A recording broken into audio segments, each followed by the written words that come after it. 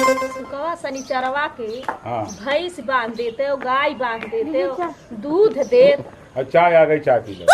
है लल्लन का हो चलाओ तम्बाकू खवाओ तो तम्बाकू खवाए। हाँ अरे सरकार देखो कितना प्रचार प्रसार करत है कि तम्बाकू ना खाओ ना कैंसर हो जाए, और तू तम्बाकू मांगत हो, ना लड़के पढ़ावत हो ना बिटियन पढ़ावत हो। हाँ बस तम्बाकू मांग मांग खात हो। और यही समझे चुलबुली काकी कहत रही कि मूर्खन का उपदेश न दो।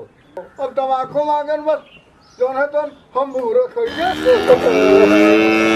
नमस्कार दोस्तों, चुलबुली मुस्कान इंटरटेनमेंट चुलबुली काकी ललनवा मिली है भैया, और ललकी बटनिया मिली तो कहता दाद दे हो मैसेजवा चला जाए तान न रहे। हाँ भैया कथनी जिहारा होलती ललन के भैया, यह का न भूलो ललकी बटनिया।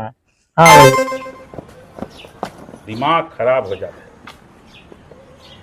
अरे ओ बड़की अम्मा, अरे वो ललनवा के बहुत मारे चिकनी बप्पा।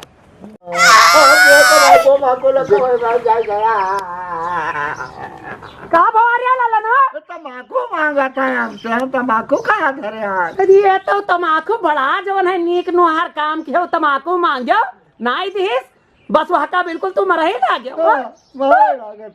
जब देखो तब लड़का मारो था।